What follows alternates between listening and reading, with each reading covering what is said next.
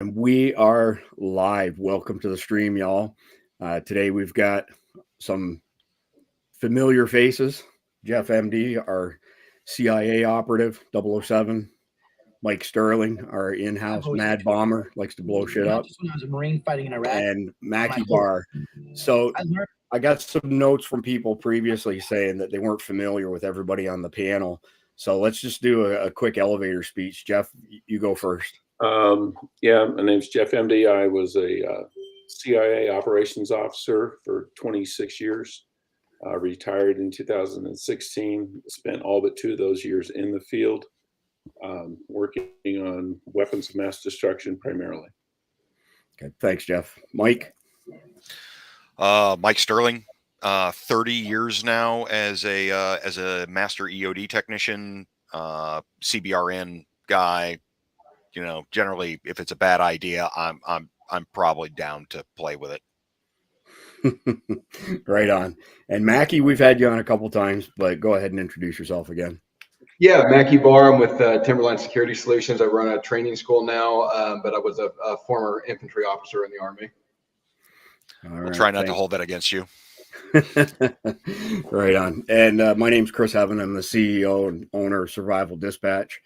And so let's jump right in. So our normal process when we're doing these live things is we show a handful of news articles, web pages, typically from across the political spectrum. Today, I'm only going to do a handful. There's a link down below already in the description that takes you to an article on our website that has links to about 24 different news articles. It's got links to the training resources that we're going to describe or discuss in depth, I should say, today. I want to start with the stream from yesterday that everybody saw of our National Guard being stormed at the El Paso border. So let me get this fired up.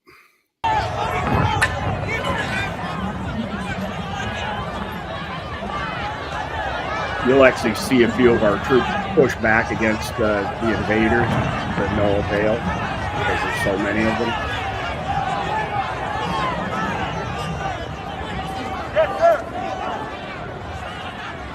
And there you go.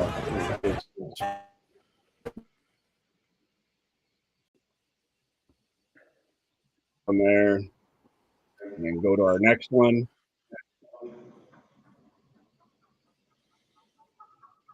Well, you could definitely see in that video the E4 Mafia standing in the background going, yeah, no, man, I ain't going up there. Yeah. I thought the same thing. The one dude just standing there. No, fuck that. Yeah. No, man. And then that guy's probably their platoon sergeant standing there going, man, I hurt too much to do that.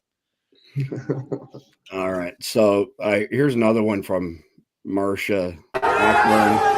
And my apologies. That's the wrong one. It's the next one that I need. I was going to say that one's about 2-3 minutes later. Yeah, exactly. So let me get rid of that one. It's this one that I want to show because it's pretty much speaks volumes to the current situation. So clearly this is a doctored video, but point being is that it pretty much summarizes the Biden admin's lack of attention to what's going on at the border here. So I'm going to jump into a handful of web pages. I'll get through them as fast as I can. Then we're going to jump in with everybody and their advice, especially as it relates to training. So you have to forgive me for a second here. I've got a ton of websites open right now. All right, let me get to this one here. Okay, so this one here is showing the article on our website. It's got the video embedded if you want to watch like the final version again in the future. We've got all kinds of links. You'll notice those 4 sections right there are specific to training and discount codes that go with them. And that's going to be the crux of today's video. We're going to get deep into that. And then again, some of the news stories, web pages I'm going to show are linked down here. There's a couple of dozen of them at least. All right, so we'll move on to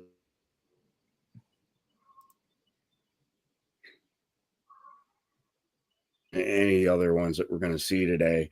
And I'm sure a bunch of you have seen this. But if this doesn't piss you off as an American, I don't know what will. This guy. invadir una casa en United States. So Ya que me this guy enteré que is from existe South or Central una ley America que dice que si una casa no and is está encouraging people to come habitada, here and squat in homes. podemos And expropiarla. that's about enough of that BS. I can't listen to that guy. So of all the videos I've seen, that one makes me angrier than anything else. Well, because he's And from Venezuela. yeah, I don't really give a shit where he's from, but he's encouraging people to come here and squat in people's homes. We've got a bunch of stories, you know, with that collection of links. And I'm sure some of you have seen it where there's a lady inherited a home in New York. She's trying to sell it. The squatters went in. She tried to throw them out. She got arrested. And it's happening over and over again, which is what spurred that particular individual to start with that baloney. So again, the link to that is down below. By all means, go ahead and watch the whole video if you want yourself. So I'm just going to get through some of these news articles here. And so this article that's up on screen is specific to the incident that happened yesterday in El Paso and the short video that we just watched. This one here is absolutely mind-blowing. There are two articles that we've linked to on this. So we have a judge now in Illinois who's ruled that illegals can have guns. Okay. And then it gets worse, and it's probably going to hit home for Mike and Mackay here. We also have a big push by the Democrats where they want to take all veterans and place them on a do not buy list. They want them, everybody's names put in the NICS database. So the National Instant Criminal Background Search. And if you come up as a vet, you're not allowed to buy guns. I mean, this is mind-numbing stuff, and we can come back to that because I'd like to get all three of your thoughts on that absolutely horrendous situation. This one here is the video we just watched. This one here details how 1,000+ migrants themselves died trying to get here because we know the cartels are running this. This is the video we watched with Marsha Blackburn. This one here, and I'm not going to play the audio for it. This one here happened in Chicago. Group of illegals confronted by somebody who was filming them selling drugs, and they got pretty pissed off that this guy was filming them. So the balls on these guys is just too much. This one here is an article on Trump a couple days ago, said, you know, this is a whole new category of crime. And check this one out. This is a woman. She goes on vacation, comes home. 12 gang members move into her home, and due to squatters, you know, rights, which is ridiculous, she no longer has possession of that home. And here's another instance. Just we could put up hundreds of instances like this where an American is murdered by an invader. So if we have 10+ million people who've come in since Biden was installed, and you have 1% of that, that's 100,000 bad guys in the country. And many of these are, you know, career criminals who were released, you know, from jails in Venezuela and other countries. Exact same thing that Castro did in the 1970s, 1980s. So I'm going to hide that. Okay. So a whole lot there. Mike, I'm coming to you first. What do you think of this bullshit of illegals being allowed to purchase and own firearms, but you and Mackay and the rest of your brothers being put into a NICS database as not allowed to have guns because you're a threat because you're a vet? I mean, I don't see anybody approving a law like that. But the fact that, you know, between that and that paramilitaries, that paramilitary training right thing that came out, the fact that they're taking that kind of stuff and they're having the balls to actually put that stuff out in the open without feeling like they're going to get burned at the stake for something like that says something about their mental state. So let me just add one quick thing, Mike. The Democrats are not trying to write a law to put you and Mackay into the NICS database. They're trying to pass a regulation at the ATF and FBI level. They're trying to backdoor it over there. Correct. Yeah. Yes. Okay. So I wasn't aware of that. I've been out on the road too much. Yeah, I think that is 100% absolutely unconstitutional. And what are they going to do? They're going to come and actually take all of our guns? That's about 5 million of us I think you're going to have a little bit of a problem. You know, that's a bit of an issue. And, you know, I mean, the first place that they're going to show up at is at Mackay's place, and he's going to shoot at him with that gigantic muzzle brake on his rifle. And, you know, his entire neighborhood is going to blow away because of that. So, you know, I mean, I can see taking it from Mackay because, you know, that thing's a WMD anyhow. So, anyway, yeah, Mackay and I went to a rifle course together not too long ago, and yeah, he had my head ringing the entire time from his rifle. The JP Enterprises muzzle brake, and it's phenomenal as far as reducing recoil, but it's loud as hell. Yeah, and it's beating the people next to you up. Yeah, it's like a concussion blast if you're standing at the side of it. Yeah. So anyway, yeah, I mean, I'm not believing that this is going to wind up rolling through easily, especially now that it's come out. It keeps on making me think. They keep on blowing this stuff out in the open, and it kind of makes me wonder if they're not doing the, hey, look at the shiny thing in this hand. Look at the shiny thing in this hand. What's your other hand doing? Show me your other hand. Oh, I'm sorry, Mike. I was gonna say my general problem with these things is that when we start accepting these, and that, so, you know, 15 years ago somebody would have been crucified for trying to push something like this out of there, right? And then now it's like, well, they're actually just pandering to their base, which seems ridiculous. And my problem with it is it's the whole thing about like pedophiles, where we start calling them like minor attracted persons or whatever and all that crap. It's like as soon as we start normalizing this, then we're back to Vietnam. And you could have passed a law like this after Vietnam. You know, you could have pushed regulation like this after Vietnam and gotten vets on that and gotten their firearms taken away. And so the problem with it is that now it's starting to, okay, we're normalizing it enough that no longer are you getting burned at the stake for it. That's where it becomes a problem. It's not, this is not going to pass. There's no way that this passes. But the fact that we're moving in that direction, and the general problem with like the whole Republican versus Democrat argument is Democrats are always on the offensive, Republicans are always on the defensive, which means if you give, you always lose. Over time, you lose. Yeah, true. It's boiling the frog. Yeah, you ask for this. Okay, I'll accept this. And the next time I'll ask for this. Okay, we'll settle for that. Well, the baseline keeps moving. Right. Yeah. So have any of you have any insight with regards to Megan's comment that's up on the screen? I don't disbelieve her. It's just, this is another example of insanity here. Have you all heard anything like this where they're flagging? It would not surprise me at all. Yes. This is one of the reasons why, like when I came back from Afghanistan, like so many soldiers refused the counseling. Like we all got sent to counseling. Like you're all told you have to go meet this colonel that's a PhD and whatever, and you have to go do your counseling. And basically everybody tells them to go pound sand, right? So not, all of us were like, I don't want to get put on any watch list and get my chart flagged where they can take my firearms. She's absolutely right. This has happened to people. Now, I know of anecdotal incidents. I don't know the numbers on and I don't know certainly are these people that actually should legitimately have their firearms taken from them because they're messed up in the head, which affects vets as well. So, I don't know the numbers on that, and I don't know the details on it. But fair enough. Well, so I would say by the fact that the VA has a nasty tendency to try to throw 5-gallon buckets of opioids at us at every given opportunity. Yeah, there's a whole lot more to unpack there than just firearms, kids. For sure. Mm-hmm. Where did I go? Well, where did Chris go?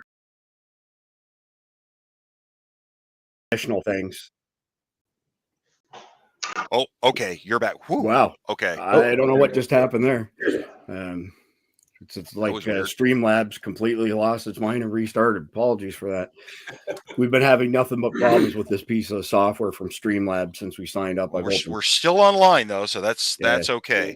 I've opened 3 tickets and they haven't responded to one, so we may have to change gears. So let me just back up quickly. So the points that we've covered already, all of the links that we've provided establish that we're rapidly accelerating, towards things coming completely undone here in the United States. So we could talk for hours, days, weeks on end because there's so many examples of these things that are chipping away at the America that took hundreds of years to build in becoming the greatest country in the world. Today, I question that based on the destruction that the rhinos, the globalists, and especially the Democrats have done to us. So with all that being said, I want to get into training today. I want to discuss training with our audience so that instead of us just saying, go get training, we give them actually some tangible examples.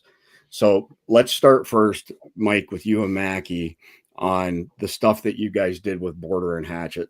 Kind of lay that out. How much did it cost and what was covered during that workshop? So barrel and hatchet, not border. It cost us about $260 for the course, as I seem to remember, somewhere around there. It wasn't bad. We went to the fighting carbine course. Yeah, it was $260 for the course and $25 for the range fee. It was pretty simple. But your biggest cost, of course, is going to wind up being your ammo, because we blew quite a chunk of rounds at that course. Not as much as I have in certain courses, but yeah, quite a chunk. And then, of course, you wind up having to go see your doctor afterwards to try and get your brain centered because you've got multiple extra concussions for shooting next to a guy like Mackay. Oh, I'm sorry. Are you sitting there? I missed you. Yeah. But So it was good quality training. I enjoyed it immensely.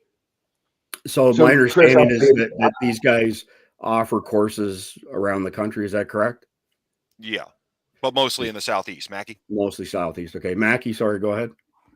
No. I was just gonna say, so even as they're a straight up competitor of ours, and I'll tell you, it was an absolutely phenomenal course. They did a great job. I like to travel around so I can't say I did a little bit of critique. So there was two things that I would correct on it that we do a little bit different with our courses, and I actually posted a critique on it on our channel. But I mean, it's a 4.5-star course. They did a phenomenal job, and really.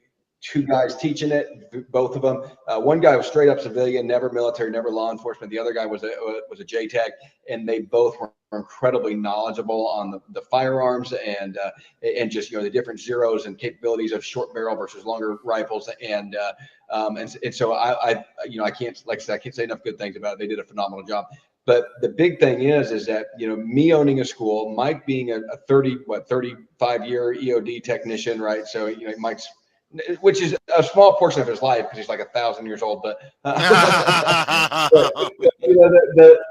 fact is that even at these levels that he and I are at, we're still seeking like all of this follow-on training. It should show you the importance that we value in that, right? I pay for training. I'm going to training right now in Huntsville for executive protection coursework up there, and I'm spending the next 6 weeks up in Huntsville doing that. So it's we value the training. Well, so on that topic, Mackay, and just to speak to that specific quote from Mackay, was the point of just because you're a trainer, right? And in Mackay's case, Mackay has his own dojo, right? But you should go to other instructors' dojos and learn from them, because everybody, iron sharpens iron, right? We all get better. Yep, fair enough. So, Mackay, this is one of your courses or workshops, I should say, online. Give our audience an example. Well, number one, you're based in Alabama, so you draw your clientele primarily from the Southeast, just like Barrel and Hatchet. But give us an idea of what's covered in this particular workshop. So we're based in Alabama, but I will say we travel, and so we set up traveling classes. So I'm trying to get like one planned out in Idaho right now. So we absolutely will travel if people have like ranges and stuff like that. So if anybody ever wants to get us out there to set up coursework for them, we can do that. We just obviously our minimum number of students is a little bit higher. Right now, I'll set up private classes for any group of 3 or more. But when we travel, it's a little bit more exhaustive on that. But this coursework that you're talking about, this is our Armed Citizens Defense Certification course. And so what we actually started doing is we realized that we had students that like, hey, I wanted to do, follow-on courses, and maybe they want to do it over a couple of years. So we're like, okay, we'll create a kind of a certification program for it. And so in this one, you're talking about like a Pistol 1, a Pistol 2, right? Because we're really focused on armed citizens.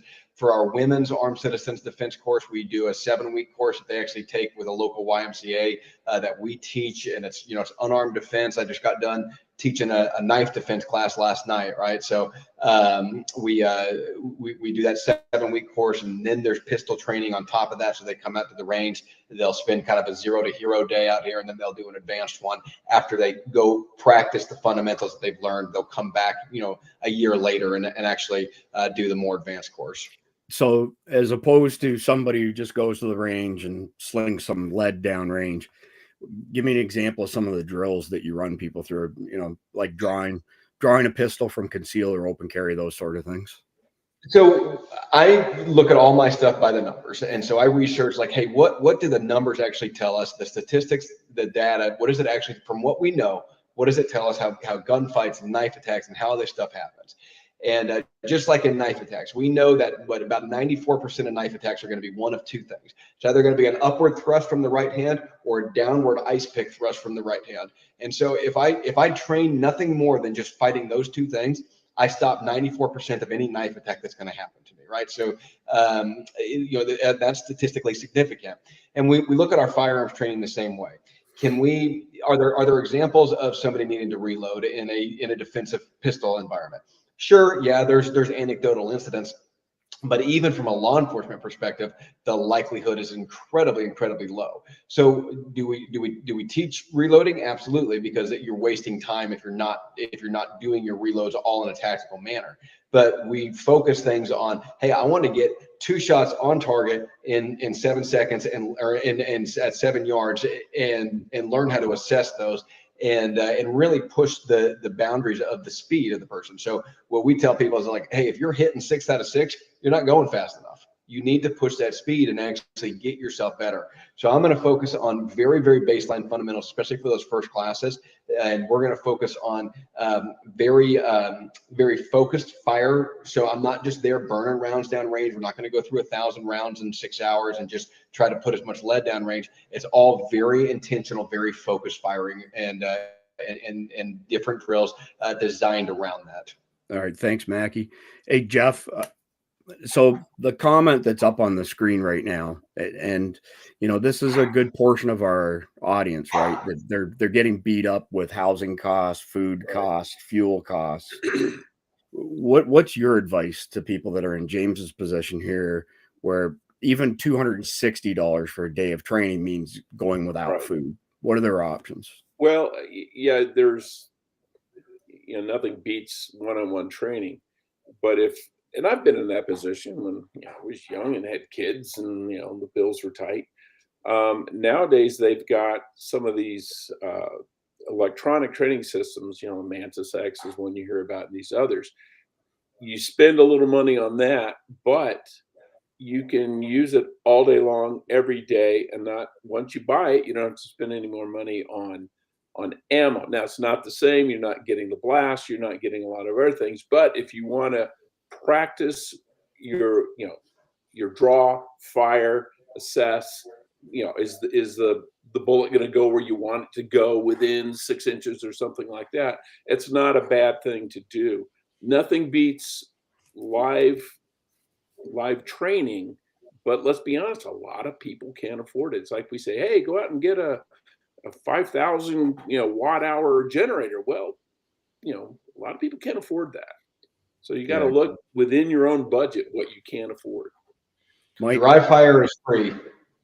Dry fire is free. So one thing, one of the big reasons that I've been trying to go to courses, when you have a mutual assistance group, one of the benefits of that is that at a certain point you can do a lot of your training internal to your team or your group, whatever you've got. Well, one of my big purposes for going down there was to be able to come back up here and bring that refreshed training to my group. Now I can provide a modicum of that training that I picked up down there to my own people. And now what are you paying for that other than the range fee, the daily range fee, and your ammo? Yeah, Now we've saved money. Right. Yeah, it's train the trainer. Which and is that a was good model. Well, that was the methodology that we enacted when we were running crisis application group. We worked exclusively on the special forces model, which is everyone a student, everyone a trainer. And you should learn your SME task, any task that you are going to be a subject matter expert on. You're not supposed to be learning it to the level in which you're proficient at it. You should be learning it to the point where you can become an SME and then teach others. That's the point of the whole thing, because then you become an independent corps and you can now spread that training to where it needs to go and train others to train others. So I want to add something to that you touched on. So go and train together in your group. One of the bullets that I had down on my list here was, regardless of whether people are in a mutual assistance group or not, to find a range or club where they have action base. So you can draw from your holster. We used to be members at Flagler County Gun Club. I would pull my truck out onto the action bay and, you know, take a pistol that, let's say, was in the console or magnetically attached to the dash, pull it, shoot from sitting in my truck, those sort of things. If you haven't practiced those things, it's pretty hard to become proficient at them. The other part, I'll just chime in on the dry fire, because if you're new to the channel, you wouldn't know this, but most people know that I dry fire train on average 5 days a week. I use the Mantis X10 for pistol training with a dry fire mag that cycles the trigger. All the other dry fire training systems for pistols, you pull the trigger, you shuck it. You pull the trigger, you shuck it. And that is not a neural pathway that you want to burn into your skull. I can tell you that when I've over practiced something and then I go to change gears, my brain wants to keep going back to what I've, kind of burned into my skull. And then the Blackbeard X was just from Mantis as well. So you can do more advanced stuff, Laser Training Academy. You can have targets with your phone pointed at it. It'll measure all your accuracy, those sort of things. So in the grand scheme of things, those items are less than a day of training, for example. That's $260 for the day that you can do on a regular basis. It's not 100% substitute, but what it does let you do, and what Mantis in particular lets you do, is you're working with the controls, the trigger, and everything on your gun. So you have good feeling for that. So moving on from there, does anybody else have anything they want to add on the topic of dry fire training or group training? So I'll just say real fast, Chris, people ask us all the time, like, hey, how much training should we actually have? This comes up a lot. And my general rule of thumb that I tell people, that seems to be a number that people can actually do, because I could say, yeah, you should take a professional course every month, but that, it's just not reality. It's not what people are going to do. But what we found that people can actually end up doing is that you should take at least one. If you're going to be an advocate of conceal and carry, and you're going to keep a firearm on you, you have a responsibility to stay trained with it, that you should be dry firing 2 to 3 times a week. You should do 1 range day a month, and you should be doing 1 professional class a year. If you do that, you'll at least maintain some level of adequacy with your firearm, that you're capable of using it in a self-defense engagement. Is that ideal? No, but that's certainly better than nothing, and that seems to be a standard people can teach. Yeah, that's great advice. I just pulled a comment up from Megan here. Thank you for contributing so much, Megan. Another great comment on her part here, but being able to, consume content on YouTube and learn from, various experts and channels like Survival Dispatch there. I think that's fantastic. It's a great idea. It's better than nothing, that's for sure. I would like to mention just briefly the stuff that relates to non-firearms. And for people learning how to protect themselves, you don't have to be a martial artist. You don't have to take martial arts. Some of you know that Tony Blauer is a personal friend of mine, and he is the guy who coined the phrase "weaponize the flinch." Nobody thinks when something comes flying at you, nobody thinks, "Oh, I need to flinch." It automatically happens. So what Tony teaches, he teaches people how to recognize that when you flinch, how do you change gears quickly and go on the offense instead of the defense, which most attackers would not expect. And we've got a code on the webpage for this, by the way. So the human weapon system is 10 workshops inside of 1 course, normally $500. Tony was kind enough to give a discount of 50% for Survival Dispatch followers. So it definitely lowers the price. And he does do some stuff, Mackay, along your lines as far as, defending against a knife attack and whatnot. So on that topic, actually, question for Jeff and Mike. When you guys were active duty, did you receive any training on knife attacks and defending yourself against them? Yeah. Speaking for me, we minimal. There was very little. It was mostly, handgun. Mike? Yeah, I mean, it was about the same for us. However, I mean, I think it all really kind of came to the fore for us when we started seeing guys in Iraq on the Jihadi cocktail. And at that point, when you realize that you weren't going to stop these guys easy, even if they had a knife, because we actually did have quite a few guys get stabbed or schwacked with machetes or axes or stuff like that, because you'd be just laying rounds into some guy and he's still coming. He's dead. His body just hadn't figured it out yet. But we didn't. I didn't get crap for training on knives, other than the, hey, don't let them in the 21-foot zone. Yeah. So this is all stuff really that started with the Nazis in World War II, right? Because they were, essentially pinned down. They had to create a lot of synthetic stuff. So they created synthetic testosterone to try and create, the ultimate soldier. So they jacked them up on amphetamines. They fed them testosterone, and theoretically their goal was for an infantryman to carry a 100-pound backpack 100 miles nonstop. And now, of course, we've seen what you just described, the Jihadi cocktail, where these guys get jacked up on all kinds of drugs. They don't feel any pain. I think I mentioned before a story of a friend of mine who was a squad leader in the Marines, and his guy beside him had an M249 saw and ran out of every bullet that they had because the guys just kept coming at them, even though they were full of holes. That happens in real life as well, right? Like, think of the bath salt stuff that happened in South Florida all those years ago. Same thing. Yeah, exactly. I'm just trying to get caught up on some of the questions on the side. Somebody asked, is Mantis the best choice for dry fire? If you want something to automatically reset your trigger and do some pretty awesome drills, then I would say absolutely. Here's a comment from Dean. Was recently being stalked by Mexican street gangs, made himself a hard target. They've backed off. That's awesome, Dean. Cool stuff. I mean, criminals typically, unless they're jacked up on crap, will always hit the easiest target. Let's see. Skull Guy, appreciate the comment. Thank you very much. We do our best to get out timely and accurate info to y'all. Because sometimes I think when we're in our private chat discussing all this stuff, it's kind of like we read this huge volume of content and then try to condense it down into a short video or broadcast like we're doing right now. So on the topic of training, because that's really the gist of today, I want to bring this up. We did Mike and I mentioned this place previously. This is where our families train, or AKA World of Firearms Training. It's in an undisclosed location in Florida. And after you've passed a background check and paid a fairly hefty fee, you could have the privilege of training in this facility. You can give them the layout for your home. They'll mock it up in their CQB facility and train you on how to clear rooms and how to defend your own home.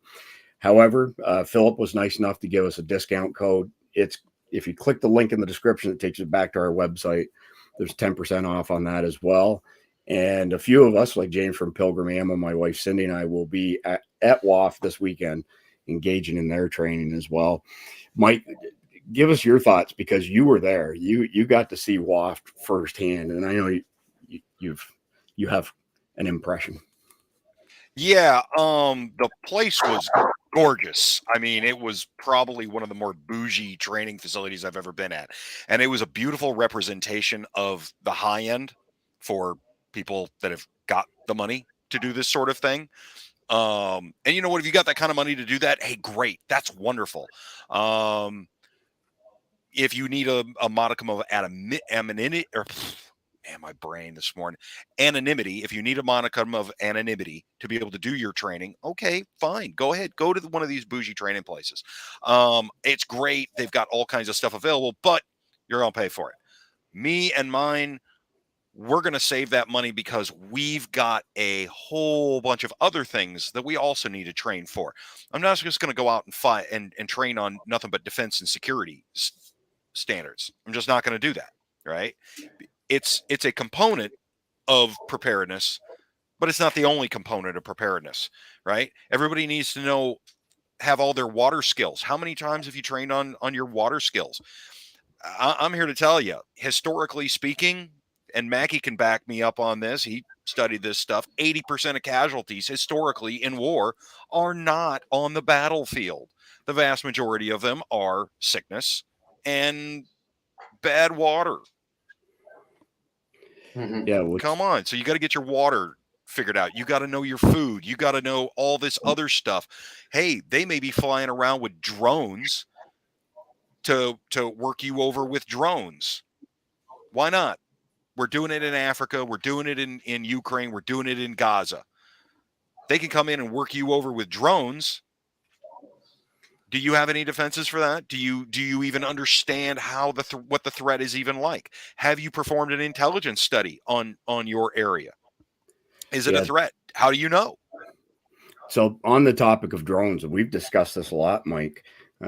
As I mentioned, my stepson is stationed not too far from you at Fort Benning, and his job, he's a trainer, is to train other infantry and 5-man squads what to do if they encounter a drone in the field. And I'm not talking predators and ISRs that are thousands of feet in the air, but we don't have a really good defense for them right now. I spoke at length with him, and he said basically that they tell them to throw a smoke bomb down, which doesn't hide you from thermal. And if the drone doesn't leave you alone, then try and shoot it down with your duty weapon, your 5.56. Which, have you ever tried to shoot a bird down at any type of distance? So not shotguns not shotguns for ducks, but go ahead. So the IDF has issued a whole bunch of what are those called? Smart shot scopes. If you haven't seen them for drone defense, I mean, there's way better methods, but basically what you do is you lock this thing up on your scope, and then it takes over your trigger, and then once you can get it into the appropriate sight picture, the rifle will fire for you. So, hey, Chris, can we back up here? Because you have several comments about people wanting to talk about some of the, you got, Joe was asking about his Taekwondo, and then we had somebody just a little while back asking about like hand-to-hand in Canada, like basically what are their options because they don't have, the firearms are so restricted there. Yeah, sure. Does somebody want to speak to Joe's comment first?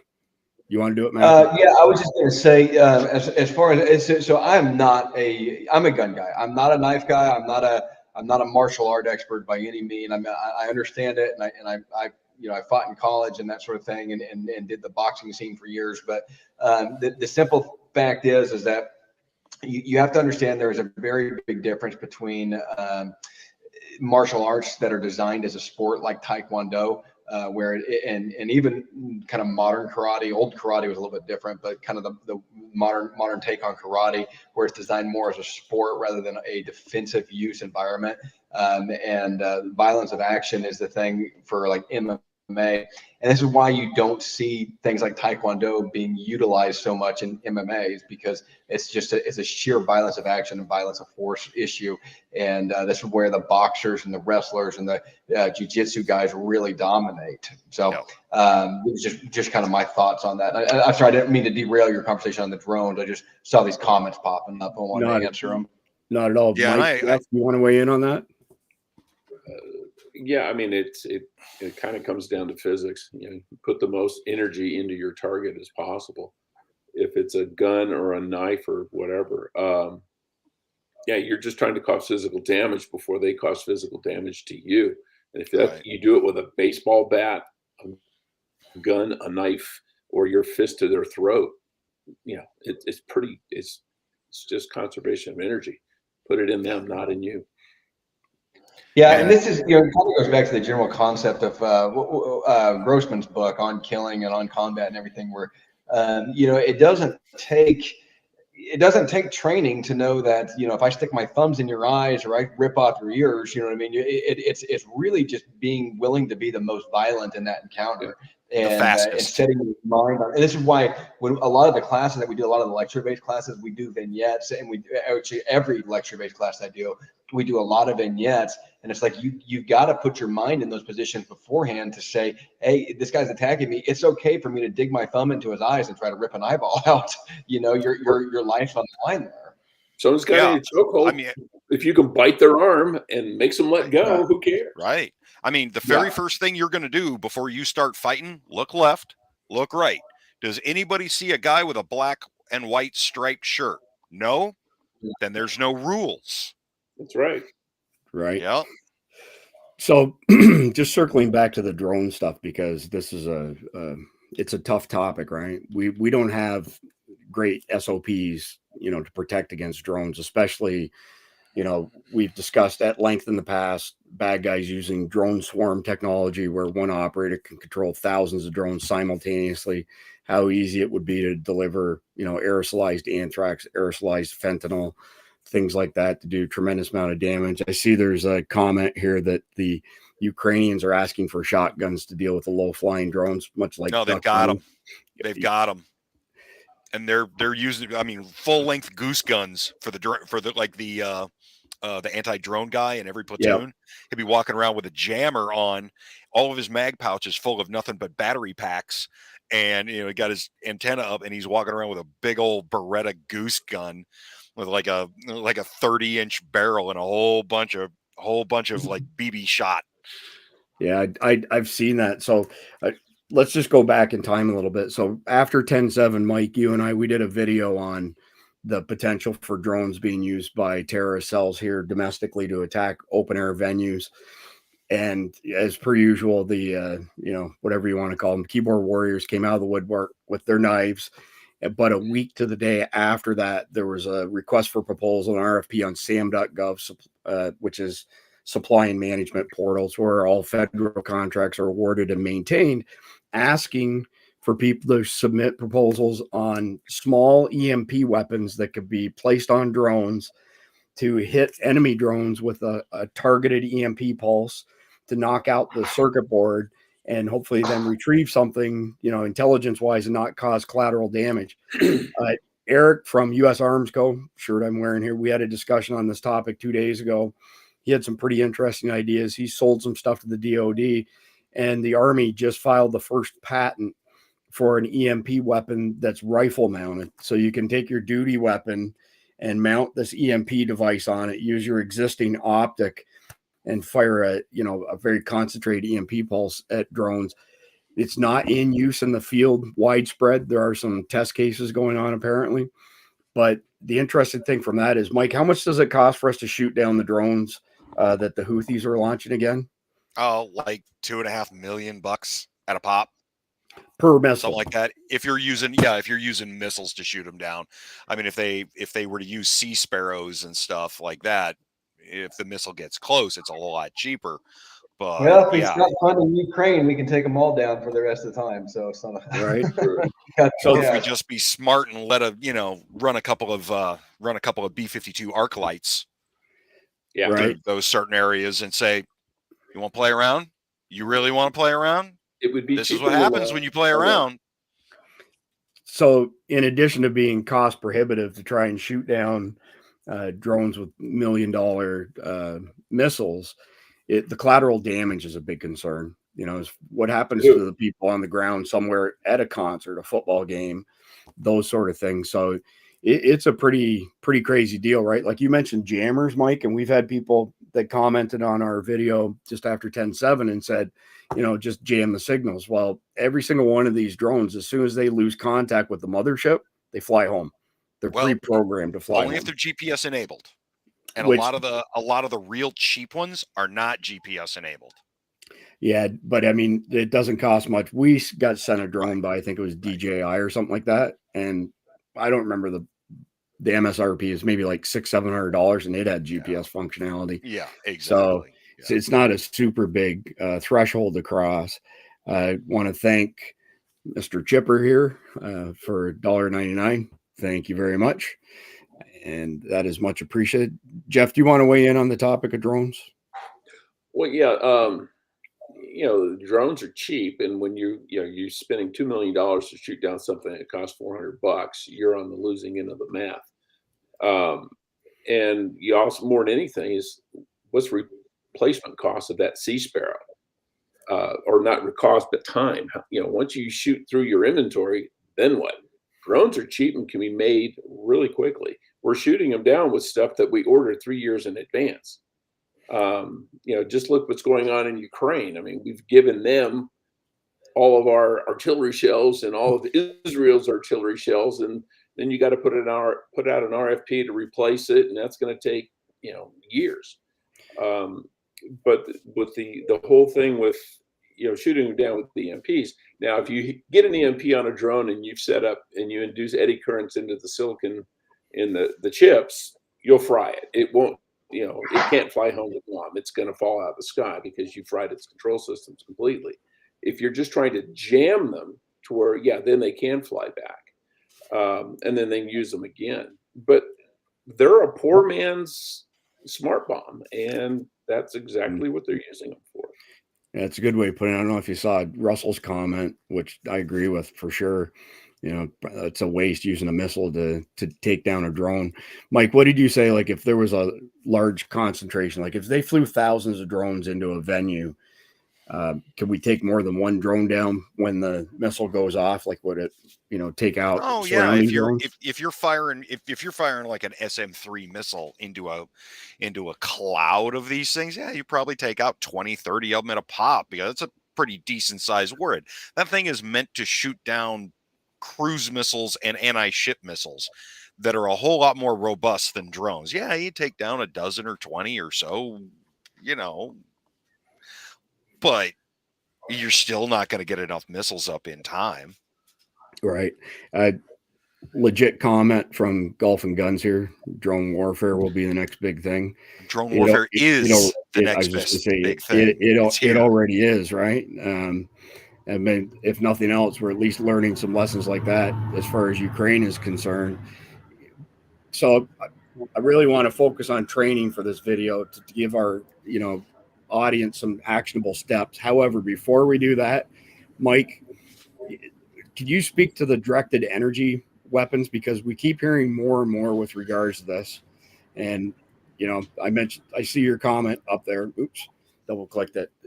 Give our audience an explanation of what directed energy weapons are and where we are with that sort of stuff. Okay, so the Navy has been working, well, actually, not even the Navy. So us and the Israelis, even back when I was stationed in Texas in the 90s, we were going out to White Sands for the joint development program when they were working on an airborne or an incoming threat anti-laser system that would basically work right alongside Iron Dome. And it's actually part of Iron Dome. They've actually got 2 towers up on the Lebanese border with their directed energy laser system for shooting stuff down, and it works. They've got it up and running now, and it's running. They just had it shut down for a really long time, and I don't know why. I think it was a funding issue or something. But yeah. So one of the problems with the lasers is, one, people in DC have been slow rolling this stuff. And honestly, I think part of it is, the Navy bureaucracy. I think part of it is the acquisition bureaucracy. And part of it's also, you've got a bunch of major contractors that are involved that are trying to milk that golden cow for all it's worth. If the longer we can stretch this out a couple more years before funding before putting this thing in there, that's more research and development we can charge the Department of Defense for. But they do work. I mean, they work really, really well. The problem is they're restricted by line of sight. So at maximum, you can only see something out in an area like that, maybe 12 miles away. But the problem is you've got to deal with atmospheric conditions as well.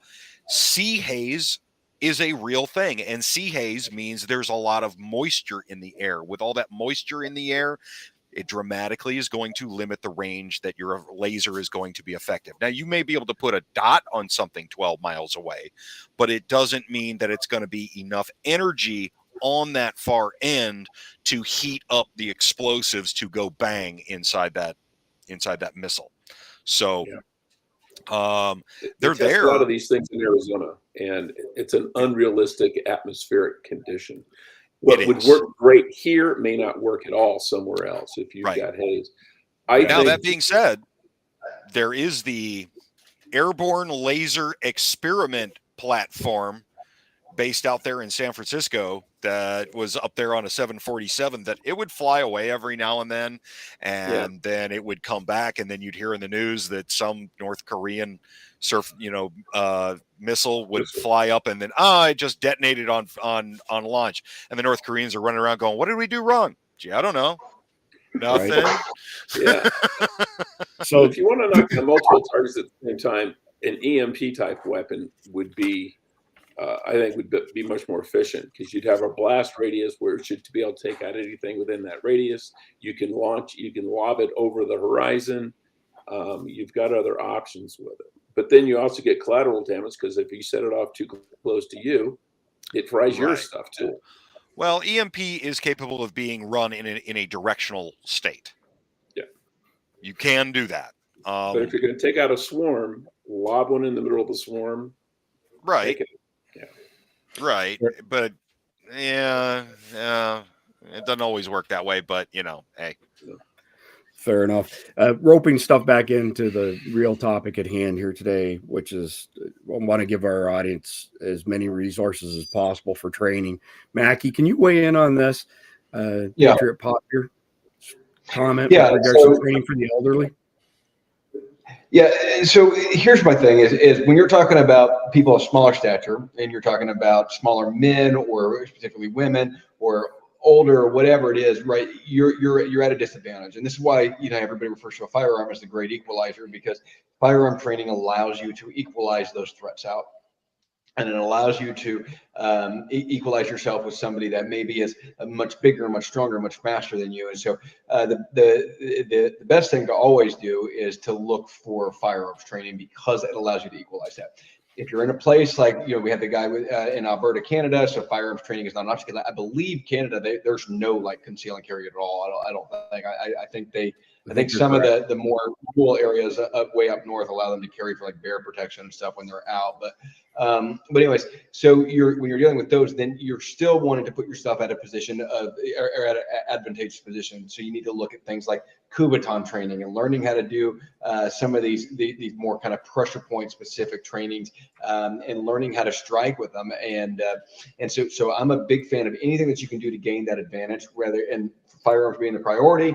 Next step down would be something with a blade, right? A knife, or even moving down that list, we start moving to Kubatons. I'm not a huge fan of pepper spray, because most time when I teach our women's self-defense classes, I ask them about their pepper spray, and it's like, do you have pepper spray? Yeah. Well, where is it? Well, the pepper spray is in a case. It has a safety on it. It's in my purse, and then it's locked in my trunk. Okay. Good luck. And so I'm not a huge fan of pepper spray, but don't underestimate the value of pepper spray, because pepper spray is certainly useful if it's employed correctly and if you actually carry it correctly. And so things like pepper spray and tasers, I know Mike was talking in one of the last episodes about his upcoming trip to Manhattan, and that's one of the options that you got there. You got pepper spray, you got tasers. Zebra pins are also a great weapon, because it allows you to hold a weapon, and again, it's a Kubaton that you can now take in through airport security. So things like that are certainly beneficial. Appreciate it. I do want to stay on the topic of self-defense, but we need to address this comment from Hugo.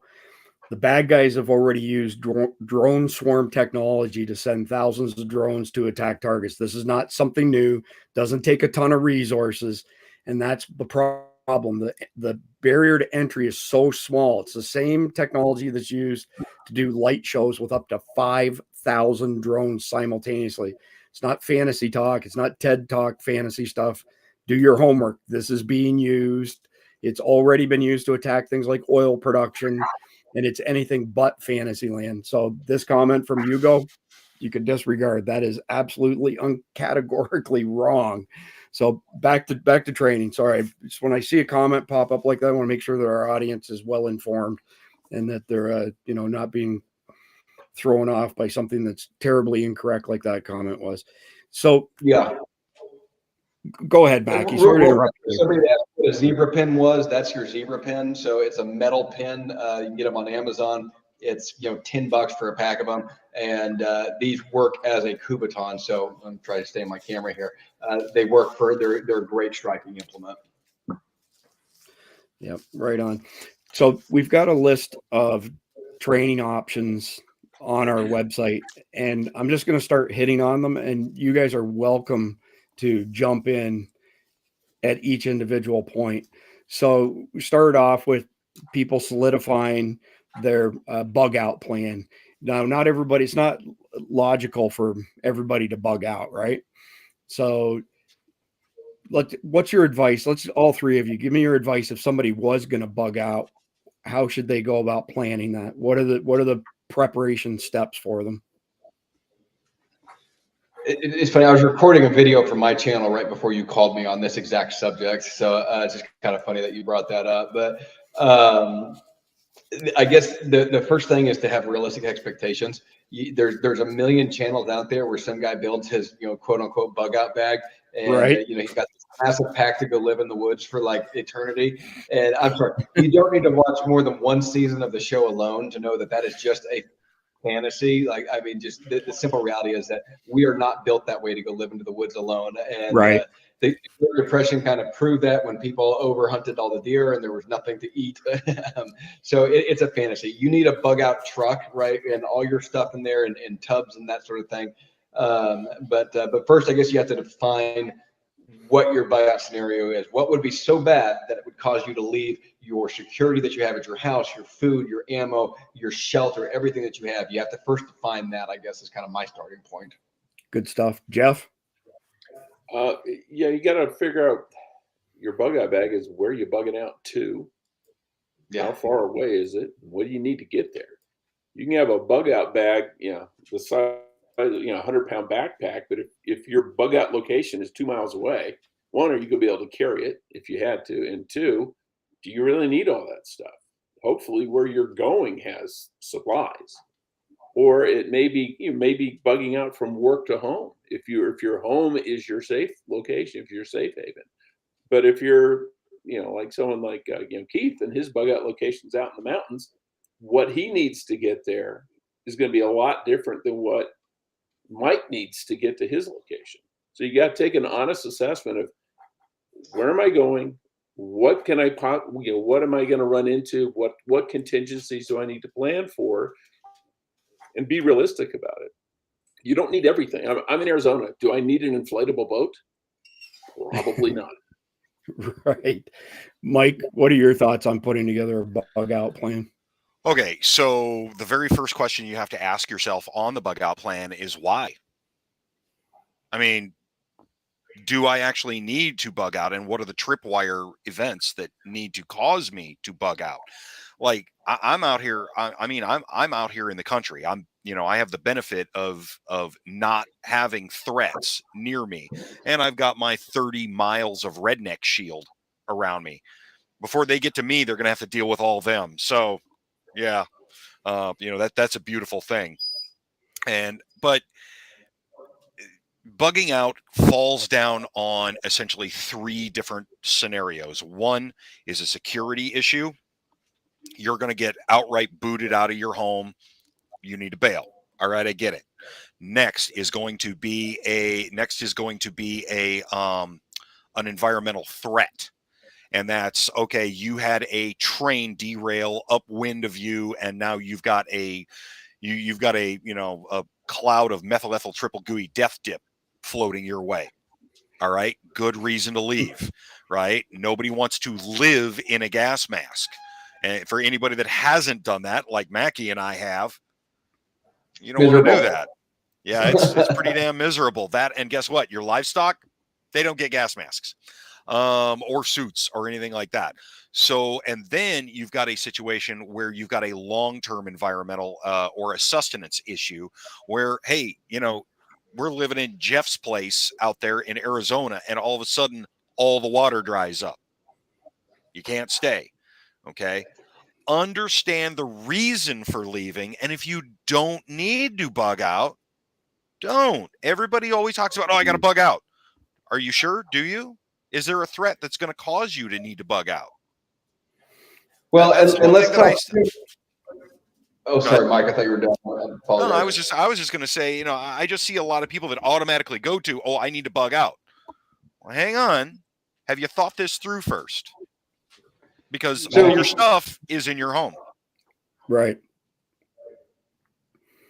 Sorry, there's a little time delay, so I don't mean to keep interrupting. I was just going to say I guess one of the things that you have to consider too is, you know, people talk about bugging out, and so everybody, you see these guys and they build these massive overlanding bug out vehicles, and I'm kind of thinking there's a big part of me that's like, okay, if I live where Jeff lives and I'm in Arizona and I can, you know, book it across the desert, sure, there's some advantage to an overlanding like bug out vehicle on this to get me out of where I need to go to. But, you know, the reality of it is that I'm in the Southeast. You cannot travel off road down here. I mean, the vegetation and everything is just so thick, the swampland and everything. It's like, if I can't go on the road, you're walking. So, you know, does your bug out vehicle really even need to be this 4-wheel drive Jeep with the winch and everything on it? It's like, probably not down here, you know, and that's great if that's your hobby and you want to make overlanding and have that crossover.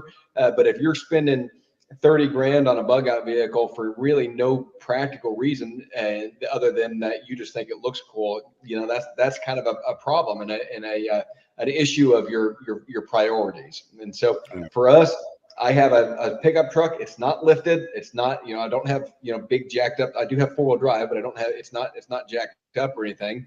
And I basically have, my plan is there's 3 tubs in my garage that I can throw in and load up and go. And one of them is food. One of them is, you know, clothing and supplies. And the other one is just like the guns and ammo and the supplies, the spare documents, you know, the cash and that sort of thing, ready to go. I can throw those 3 action packers underneath my tonneau cover, hook up to my camper, and I'm gone. And if I'm at a place where I can't go with my camper, hey, I can set it down and go.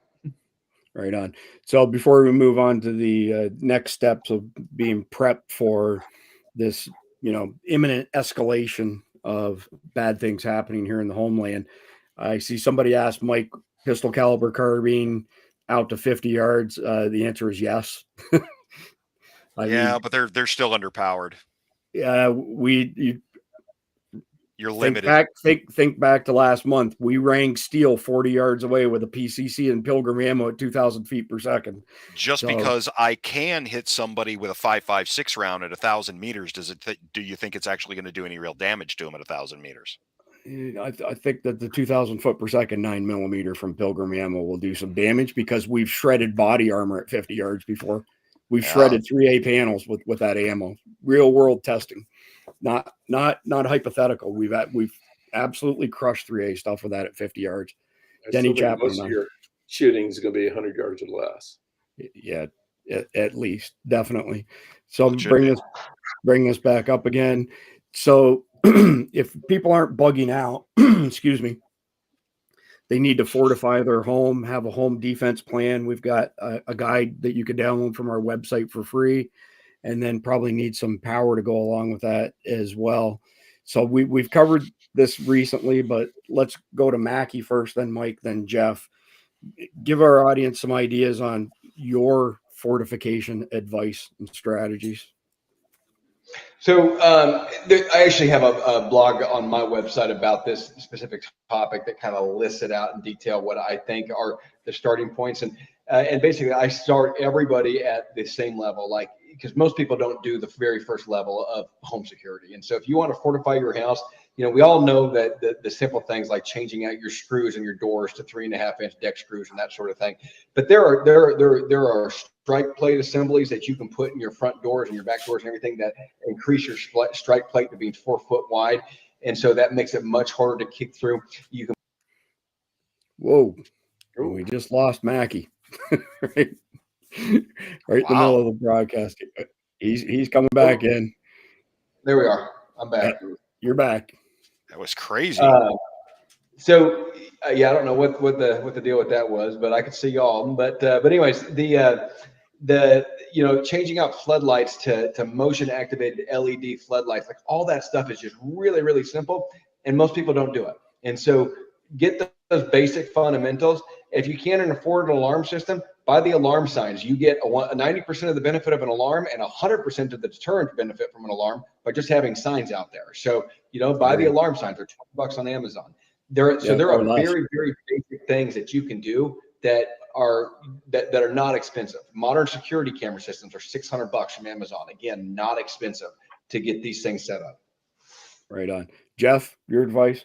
Well, make your house unattractive, first of all. I mean, if they got to climb over cactus to get to your windows, that's a big deterrent. And then also kind of have a mutual support plan with your neighbors, that if something's going on with them, they call you, because if the bad guy is breaking into their house and then you come up behind him, now all of a sudden he's in the middle.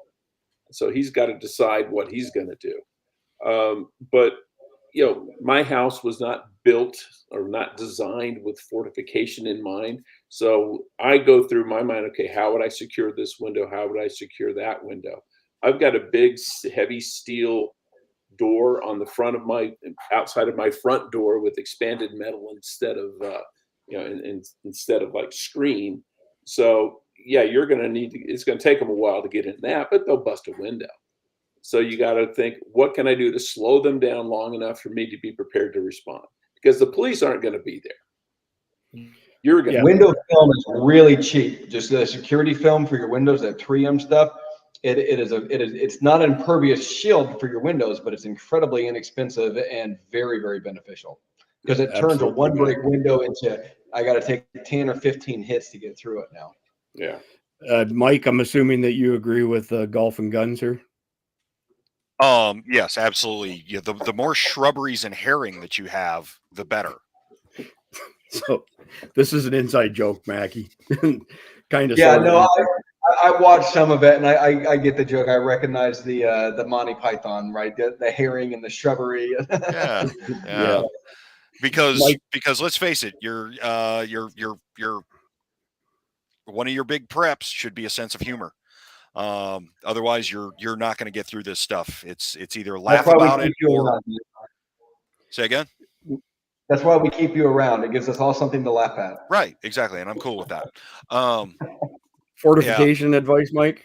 So for me, distance is my friend. Like I said, I get to live out in the middle of nowhere. I'm blessed to be able to be out here. My house is very indefensible. I can admit to that right now, which is why I say, okay, if I don't have a defensible house, I just have to expand my perimeter and basically cover my neighborhood as opposed to just my house.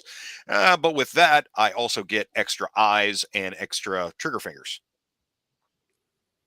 Good deal. Hey, so Jeff and Mackay, there's a comment here from Lisa saying that the winds in Arizona will keep their motion detector lights on. No problem with that. I'm assuming it means because the wind is blowing some, branches or trees nearby.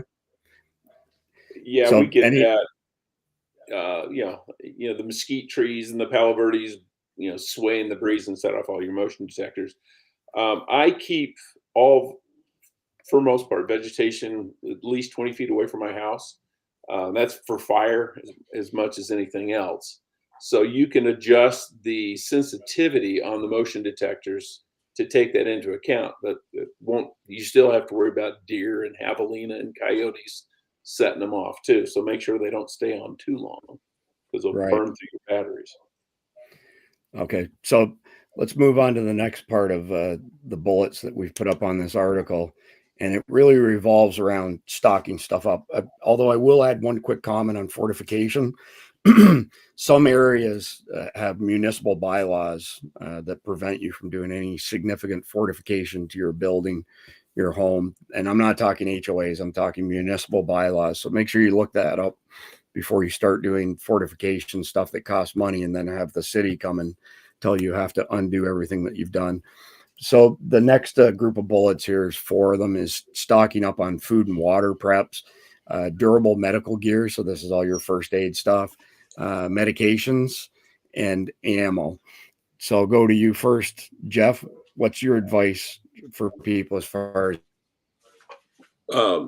Well, simple foods. You don't have to get expensive survival food.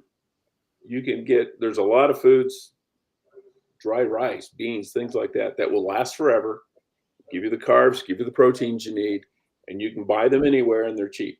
So you don't have to spend, $250 on freeze-dried eggs, for example. And then for ammo, if you have 2 basic weapons, make sure you have plenty of ammo for those weapons. People who have, I've got 25 different calibers of weapons. Why? Because then you're, in a pinch, you guys say, wait, is this the 40 cal ammo or is this the 380 ammo? Is this the 9mm ammo? No, you want to have, I've got an AR and I got 9mm, and I can tell the difference between that ammo really quickly. I have 30-06, I've got a 30-30, I've got 38s, but the bulk of mine is going to be 5.56 and 9mm. Right on. Easy. To that Mike? point, who saw the movie The Survivors with Robin Williams way back in the day? Oh, God. Robin Williams in the middle of a shootout. Hey, Jack, time out, okay? I brought the wrong bullets. I was in a hurry to get out this morning, and I brought 45, and I should have brought 7.62. Right. Yeah, simplify your stuff. You don't need to be thinking about that. I only stock 2 calibers. I stock 9mm and I stock 5.56. Now I have a lot of other guns, but that's really all I stock, and that I keep readily available on hand. And part of that is because we do, I do competition. So I've got, I'm going through thousands and thousands of rounds every quarter, and not to mention our school. So I have to keep a lot more, I think, than most people would think is necessary.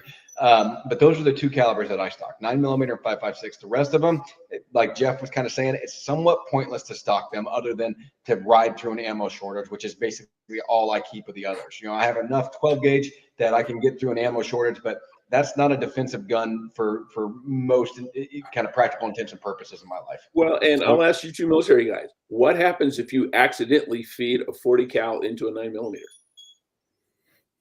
Well, you can't. It's too big.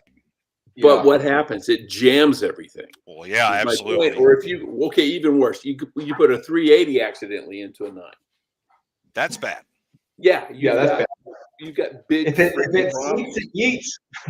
Yeah, I mean, and what all it takes is 1 round, and all of a sudden that gun's useless, because you have time to sit there and try and get it out and get ram it back through the chamber. No.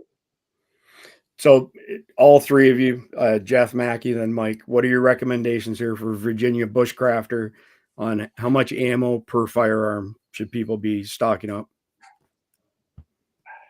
Depends on how much you shoot normally, but I'll try to keep at least 2,000 rounds for each.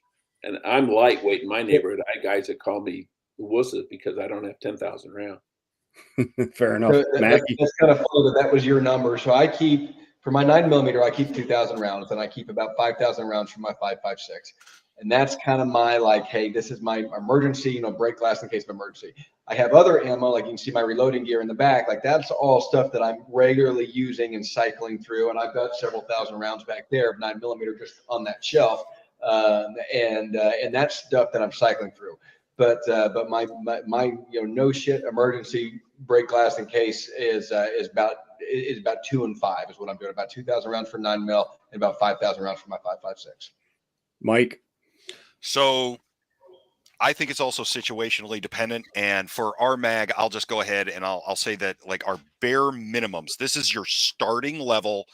What is your absolute bare minimums? And what I normally say is 500 rounds of red can ammo per rifle, right?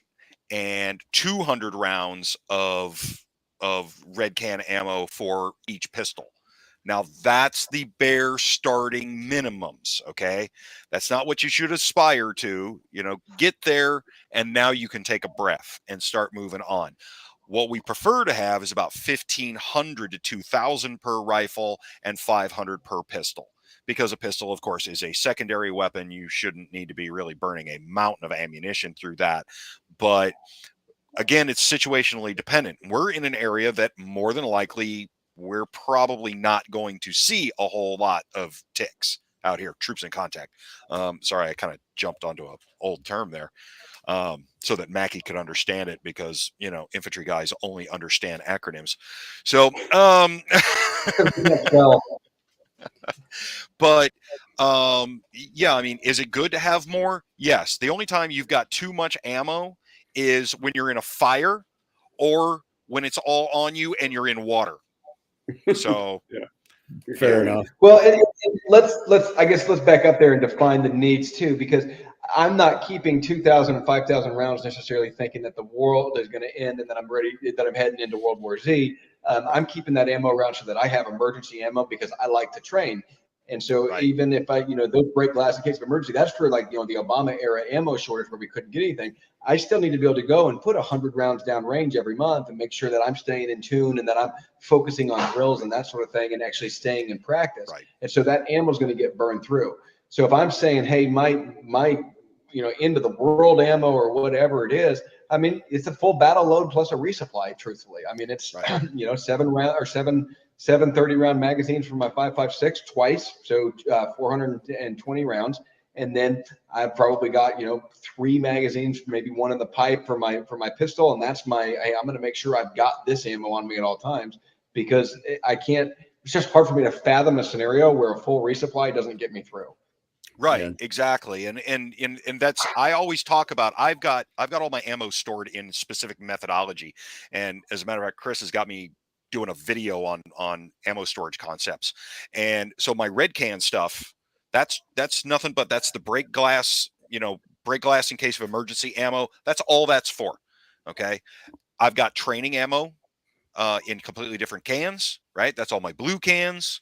That yeah, I've got a couple thousand rounds per gun on that kind of on the training ammo, and that's just to get us through the times where the prices are high. All right, just exactly what you were saying, Mackay. And then of course I also keep trade ammo. I keep a quantity of game getter ammo like 22 caliber and 410, 12 gauge, and 20 gauge birdshot, specifically for people to be able to put food on their table. But I can use that as a medium of trade as well, and it's something that's probably not going to be able to be turned back on me in any way, shape, fashion, or form. Yep. So just a couple quick comments from the chat section here. Marvelous Cards, 10,000 per firearm is his rule of thumb. I like Elevator Man's comment. He used to keep 10,000 rounds, but he lost his 22 in the boating accident. I mean, it's unfortunate. It's happened to many of us. I get it. We've been there and had that done. Let's see what else we've got coming up here. I'll come back to the comments actually in just a minute, because I want to move on to the next topic at hand, which is training. And we've discussed this pretty in depth. I'll pull up the page here. We've got 4 options here where you can get discounts on training, whether it be online or in person, primarily in the Southeast, which is where all of us are located except for Jeff. But one thing we haven't discussed.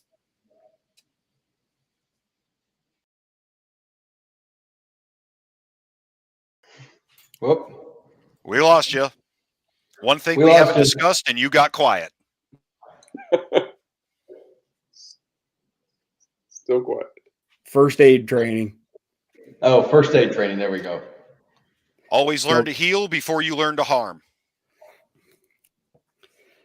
Makes you more efficient. First aid training is, I push on and I don't really offer much because I'm not an expert on anything first aid. So I'm always trying to take training on that. But first aid training is the one thing that you're probably going to be most likely to use, because that's going to end up being, hey, somebody's choking, somebody's having a heart attack, you come across a car accident. Mike Glover talks about that. The only time he's ever done a needle decompression was when he came across a car accident. And he was Special Forces and CIA. You know what I mean? Like, that guy's got a resume that's this long, and the only time he ever used a needle decompression was from a car accident in like South Carolina. It's one of those things to where that's probably the thing that we're most likely to use, but it's the least fun to train on. For sure. Jeff?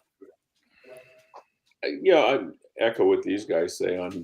I'm not a first aid expert by any stretch. I've got a brother who's a combat medic, but he lives too far away to be any use to me whatsoever. So I don't know why I even keep him as a brother. But yeah, I mean, take a basic first aid course. You know, how to stop a bleed. You know, how to do compression. How to relieve a break, or at least the pressure on a broken bone. Something fairly basic, and then keep basic meds around that you can use. You know, analgesics. You know, if you can get some painkillers. You know, other drugs for disease as much as for wounds. Yeah, fair enough. Guys, I would like to call for a quick moment of silence for Mike Gunner. Oh, yes. Let me pull him back up again here. Put him back up there. Hold on a second. The comments are moving fast. All right. Moment of silence for Mike Gunner. Lost his guns, not in a boating accident, but in a divorce. Ooh, equally traumatic. Yep. That's where we pop in the soft, soulful music and all that, and we'll move on. Talk about harming your enemy. Yeah, I'm telling you, geez. But yeah, I mean, medical, absolutely 100%. Just like I was saying, 80% of your casualties in any war have been through starvation and medical issues. If you could prevent that stuff, why shouldn't you? Yeah, for sure. Absolutely.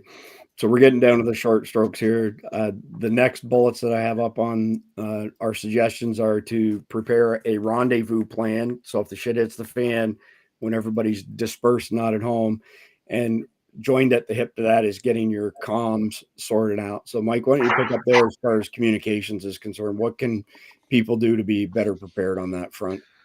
Okay. Communications. This is what everybody, I mean, unless you're a hammer across the board, and even talking to NC Scout, everybody hates comms. We all hate comms. It's a pain in the butt. It's a necessary evil. And what's the very first thing to die in any mission, Mackay? Comms. Right. Every time it just happens. It's the necessary evil that we all need to know. We need to be able to talk to each other. We don't always get the opportunity to talk to each other, but yeah, it's all there. So you got to work on it. And there's some good stuff out there these days. And it's not just, okay, I bought a Beifong and I'm going to go ahead and run it. No, not necessarily. I mean, talk to Tyler. We were killing Taliban all the time. And you know what frequency that they would be using on their Beifongs? Whatever one it came programmed with from the factory. And it just happened to be on that channel when it was handed to them. That's the channel they're using. So there's a lot of, we were killing them with impunity.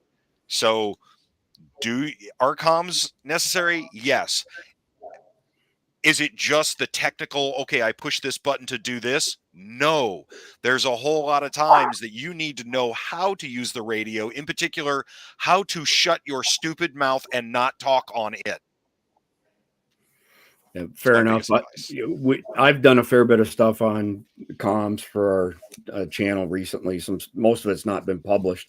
Mike and I put up a 40-foot antenna a couple weeks back and expected that from the 26 feet that we were previously adding 14 feet was going to have major benefits, and it did not. So we had the antenna attached to our chimney. We ended up moving to the rear elevation of our home, and the direction that we need to communicate in, there's got to be something in the way because our performance actually went down.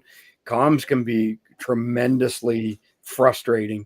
If you live out Jeff's way or California where there's a ton of repeaters and you've got, long stretches with no mountains, trees, buildings, and that sort of stuff in the way, you can get some pretty great reception. But here in the southeast, yeah, I'm in here in the southeast, even if you're on the top of the mountain, though, you're not going to be guaranteed any type of long distance communications. There's so much at play. Comms is wickedly frustrating. Incredibly frustrating. You can spend a ton of time and money and effort on it and end up getting a couple miles, and that's it. The Garmin InReach thing is a pretty nice option right now. For I think it's $15 a month. It gives you a great emergency comm. Agree. So we got this radio, which I cannot seem to get unplugged from over here. It's a QYT 780 Plus that was sent to us, and it's not a legal radio. It's a 100-watt GMRS mobile / base station, which is double the allowed wattage. We did an SWR test on it with our antenna that Mike and I put up. It's cranked about 80 watts. You would think that was great. We didn't even get 3 miles with it. So, beware of false claims for stuff out there. We went back to our Ocean 1000G Plus, and we were still able to get 10 miles. We should have been able to get further with the height of the antenna, but suffice it to say that there's some janky equipment out there, and what you see on the box, what you read on the website, probably not what the real world distance is. So on Mackey's point, I have a Garmin InReach Mini actually right here. It's just charging right now. These are awesome. I second Mackey's comments here, because it's highly likely satellites will stay up. You can tether this to your phone, send text messages to other people, whether they're on InReach or not. And I think we pay $12 a month. So, yeah. Pretty decent way to go for comms. Thank you for bringing that up, Mackey. So we're pretty much at the end here. I'm going to steal Keith Graves' suggestion, because I believe it's a good one, is to set aside some charity food, water, and self-protection gear. So what are your comments on those things, guys? That's Keith's idea. I think it's a great idea. Somebody shows up at your door, you hand them the charity stuff and wish them a good day on their own. Mackey, do you want to weigh in first? Yeah, I think I'd be very careful about that during any type of emergency, because you're trying not to advertise exactly what. And granted, now we're all violating that because we get on YouTube and tell everybody what all we have. It's one of those things to where I think I'd be very careful about trying to make myself a target. I'm not saying I wouldn't do it, but I would be very careful about who and how, and I would have a procedure in place on how I deal with that situation beforehand. Not just, hey, you showed up at my door, here's your bag of free stuff. Good advice. Good advice. Jeff? Yeah, the same. Anyone's going to be showing up at my door, it better be someone I know, because of we have a little back area where I live in the neighborhood, and there shouldn't be anybody else coming up. But something, when you live in a retirement community, I had one old guy tell me about defending the home. He goes, when you're my age, life in prison might be 15 minutes. So that's not a big deterrent. You're right. Interesting comment. Mike, your comments on having some charity preps that you can give away to people? Well, see, I have absolutely no preps. Personally, I rely on the good graces of the United States government to take care of me in all facets of my life. Double plus good, citizens and comrades. I hear they're going to be increasing our chocolate ration to 15 grams from 20 grams. Yeah. Anyway, so yeah, now that I've had my 1984 moment. So yes, honestly, I think that if you can, you should have a quantity of excess. And in our case, I have a quantity of excess, but it is meant specifically for, it's meant specifically for fellow members in my mag that do live in vulnerable areas. And if they wind up getting ejected from their homes in the middle of the night with nothing but their go bags and whatever they happen to have in their hand and the clothes on their back, I have something to soften that blow here, right? So there's going to be something additional. If they wind up here, smelling like nothing but gunpowder and house fire smoke, that's going to give them a safety net. So I lean towards that. And also, I think I'm going to have a little bit of a problem watching my neighbors starve to death. Now, the good thing about that is, out here where we are, we have an ability to be able to head a lot of that off. So we can push a lot of things forward with that. And small town America is a whole lot better about family taking care of family than you would be in the city. So it's not like I'm going to be just going out and handing out food. Also, so one of the methodologies that we used to do for our caches and charity would be, if you've got people, from the outside and they need something, it's like, okay, first I need something from you. I need you to chop an entire rick of firewood for me. And then once that's chopped, you'll get your food.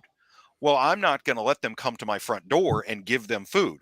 Once they come to me, I'm going to say, okay, here's some notes. There's a little map for exactly where your food is. And I've gone out and I've placed said 5-gallon bucket of stuff for them for what they've done.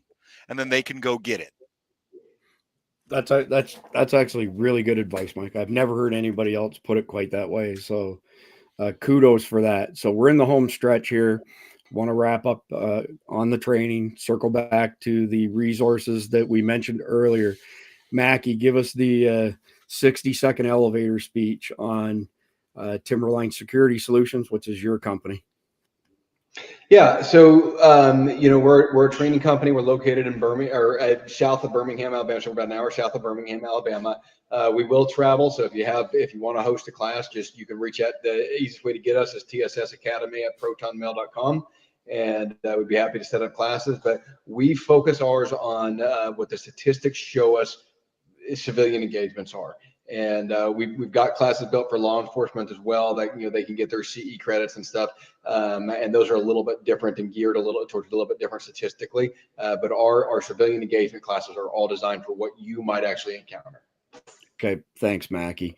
So this is a page for an online workshop. We mentioned it earlier from our friend Tony Blower. There's actually 10 workshops. Some of them are short, 15, 30 minutes. Some of them are longer, a couple hours, but it's called the HWS Human Weapon System. And it essentially takes all of your autonomic functions, like flinching if something's thrown at you, and weaponizing the flinch. He's the preeminent subject matter expert on sudden violence out there. He has this thing called D1, D2, D3. So D1 would be to detect a bad situation ahead of time so you can avoid it. D2 would be to devalue yourself as a target. And worst case scenario, D3, how do you defend yourself? And for those people who aren't familiar with Tony, I'm going to tell just a super short story here. So he had a lady take a workshop 10 years ago. She calls him out of the blue and says, Tony, you saved my life last night. And he said, how's that? And she said she was on a conference call when she left work, continued on the call when she got in her car. The sun had gone down. She's heading down the interstate. Her dashboard goes off, says you need fuel. She's not paying attention, gets off at the next exit, pulls into a gas station, gets out of her car after she turns it off, realizes that there's 3 bad guys that have taken an interest in her because she's in a very bad part of town. So she starts screaming on the phone, turn my effing credit card back on. I've got no cash. My car is out of fuel. I paid this bill in full last week. What is wrong with you people? And the 3 bad guys walked away because she devalued herself as a target. Her car had no fuel. She had no cash and her credit card didn't work. So it's pretty unique stuff. When you get into Tony Blower stuff, it's super high quality, super unique, very, very useful. Speaking of Tony Blower, he's partners with Philip at WAFT. So where our family trains, or World of Firearms training. This is a world-class facility, and they deliver amazing training, everything from CQB to range to hand-to-hand. Philip's actually certified to do a lot of Tony Blower stuff, where his instructors are, at least. Mike and I were there last week. Mike, before I move on to the next one, give us your 2 cents on WAFT. Oh, like I said, the place is great. It's very high end. I absolutely love it. Could I afford to train there? No, hell no. Yeah, but are there places to train that are affordable? Absolutely. There's places all over the country. This is like a golden age of quality trainers out there. Mackay being just one of them. So we can end on that point then, as far as the training's concerned. Mike first, then Mackay. Give us your impressions of Barrel and Hatchet. Y'all have both taken training from them. Mike, you go first. Like I said, B&H, man, those guys did a great job. Exactly like we were talking about at the beginning of this video. They were wonderful. But I think my biggest point is go out, find yourself a good trainer. At the bare minimum, do some training, right? And YouTube is only going to give you so much, but find a teacher, find out, who's going to teach you to do the right thing. And I'm going to throw this out, and Mackay is gonna back me on this. If you are the guy who's looking yourself in the mirror and saying, I don't need gun training, I learned everything I needed to learn when I was in the military, you are fooling yourself. I've learned probably 90% of everything I've learned about proper firearms handling and proper use since I've been out of the military. So yeah, you don't know what you don't know, and that's a problem. Truth. I've got a nice note here from Robert, thanking everybody for their information. So that's basically it. It's been a long but informative session. As you know, as we're essentially under war with our country being invaded, and it's only going to get worse. It continues to get worse each day. So appreciate everybody's time today weighing in on the panel. Stay safe, stay alert, and stay frosty. Thanks, y'all. Adios.